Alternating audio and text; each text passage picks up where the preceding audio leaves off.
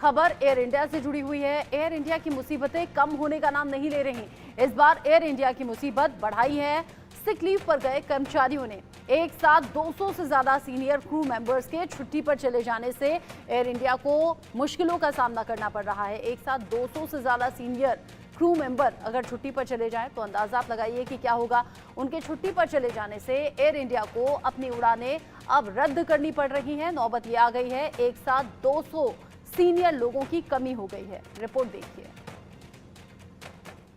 Sick leave, एक साथ 200 कर्मचारियों की सिक लीव, स्टाफ की कमी, कैसे चले गए एयर इंडिया। एयर इंडिया में उस समय हड़कंप मच गया जब 200 सीनियर क्रू मेंबर्स अचानक बगैर पहले कोई सूचना दिए सिक लीव बोलकर एक साथ छुट्टी पर चले गए। कर्मचारियों की अचानक वाली छुट्टी से एयर इंडिया को 80 से ज्यादा उड़ानें रद्द करनी पड़ी। कोच्चि, कालीकट, दिल्ली और बेंगलुरु में यही आलम दिखा। अब फ्लाइट कैंसिल हुई तो लाजमी सी बात है कि एयरपोर्ट पहुंचे पैसेंजर्स के माथे पर पसीना आ गया। वो एयर इंडिया के सिस्टम को कोसते नजर आए। Actually, this is very urgent. Since my husband was hospitalized in Muscat, for medical emergency actually I am going. So I explained my situation and then they gave me the ticket for tomorrow, very next day. Air India express की उड़ानें अचानक रद्द होने से प्रभावित हुए हजारों मुसाफिरों में जम्मू कश्मीर के पूर्व मुख्यमंत्री गुलाम नबी आजाद भी शामिल हैं। मैं भी एक दिन के लिए दिल्ली आया था जी, और कुछ सोशल एंगेजमेंट थी घर में, तो सुबह जाना था। तो मैं भी अभी 3-4 घंटे अंदर बैठ के वापस जा रहा हूँ और एक और फ्लाइट से जा रहा हूँ, इंडिगो से जा रहा हूँ।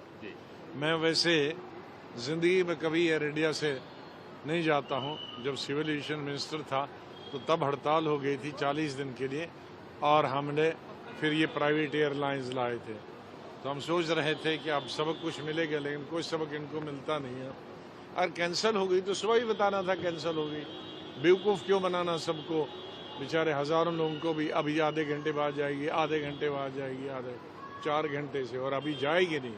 मुझे नहीं लगता ये जाएगी। इसको तो एयर इंडिया को बंद कर देना चाहिए दोबारा। जो ये मर्ज होने की बात हो रही है इंडियन एयर इंडिया और एयर इंडिया एक्सप्रेस को, दोनों को, उसको लेकर नाराज कोई फर्क नहीं पड़े। एयर इंडिया का कल्चर ही खराब है, बुनियादी, इसका कुछ नहीं बनने वाला।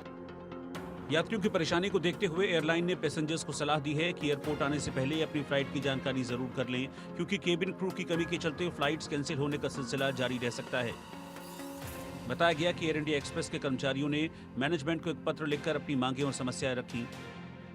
पत्र में लिखा था कि एयर इंडिया के अधिग्रहण के कुछ दिन बाद ही कई कर्मचारियों को उनका बेहतरीन रिकॉर्ड होने के बावजूद नौकरी से निकाल दिया गया, जबकि टाटा से अधिग्रहण के वक्त वित्त मंत्री निर्मला सीतारमण ने आश्वासन दिया था कि 2 साल तक किसी को नौकरी से नहीं निकाला जाएगा।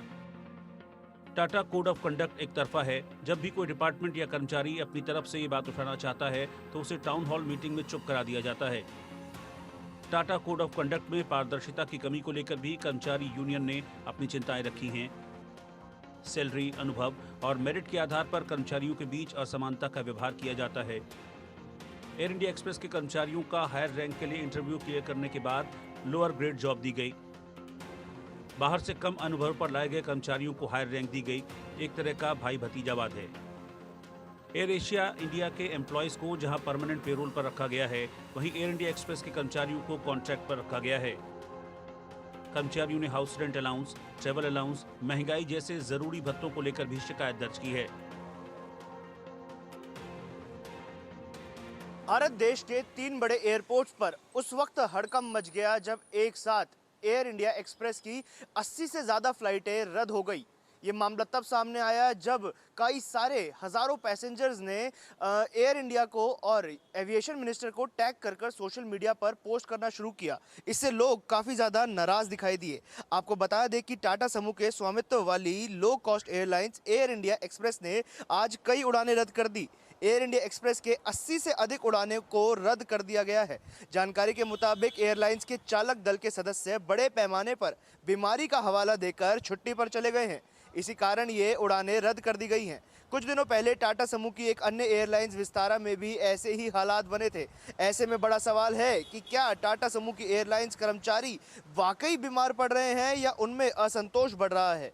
केबिन क्रू सदस्य और कर्मचारियों की नाराजगी के कारण तो एयरलाइंस को उड़ानें रद्द करने जैसे फैसले नहीं लेने पड़ते, लेकिन एक साथ सभी सीनियर क्रू मेंबर्स ने बीमारी का हवाला देकर छुट्टी ले ली। ये कई बड़े सवाल खड़ा कर रहा है कि क्या आखिर टाटा द्वारा संचालित एयरलाइंस में वाकई जो कर्मचारी है वो असंतोष है, क्या किसी चीज़ से परेशान है, क्या मैनेजमेंट में कोई कमी है जिसके चलते एक साथ सभी सीनियर क्रू मेंबर्स को छुट्टी लेनी पड़ी। सबने एक ही कारण दिया कि सब एक साथ बीमार पड़ गए, जिसके चलते 80 से ज़्यादा विमान रद्द करने पड़े, 80 से ज़्यादा उड़ानें रद्द करनी पड़ी। बहुत बड़ा ये मुद्दा है क्योंकि कई ऐसे लोग हैं, सैकड़ों दर्जनों लोग हैं जो एयरपोर्ट पे पहुंच चुके थे बोर्डिंग के लिए। उन्होंने अपना बोर्डिंग पास बनवा लिया था, एयरपोर्ट के अंदर वो दाखिल हो चुके थे और उसके बाद उन्हें सूचना मिलती है कि उनकी फ्लाइट रद्द हो चुकी है क्योंकि क्रू मेंबर्स एयरपोर्ट पर पहुंचे ही नहीं। सिर्फ 100-200 लोग नहीं, कई ऐसे लोग थे जो इस चीज से परेशान हो चुके थे। अब मैं आपको बताना चाहूंगा कि इसके बाद एयर इंडिया की तरफ से जो सफाई आई थी उसमें ये बात कही गई थी कि जो लोग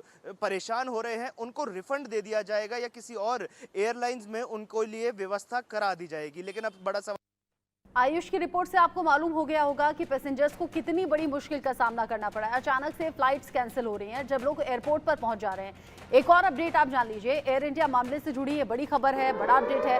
48 जो कर्मचारी थे अब उनको एक एक करके टर्मिनेट किया जा रहा है। ऑपरेशन डिस्टर्ब करने का आरोप उन पर लगा है। सीईओ ने टाउन हॉल बुलाया है और इसको लेकर बड़े फैसले हो सकते हैं। मैनेजमेंट बातचीत के लिए तैयार है, ये एयर इंडिया की तरफ से कहा गया है और एक साथ 25 क्रू मेंबर्स को बर्खास्त भी कर दिया गया है। एक छोटे से